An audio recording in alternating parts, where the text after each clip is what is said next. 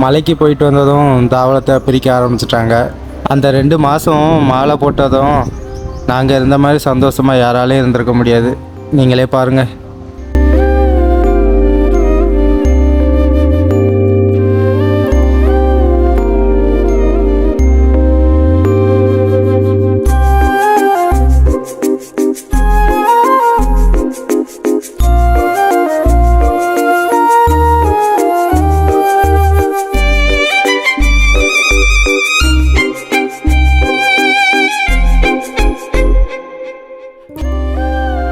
இந்த மொத்த சந்தோஷத்துக்கும் காரணம் எங்களோட ஐயப்பர் தான். சுவாமியே சரணம் ஐயப்பா.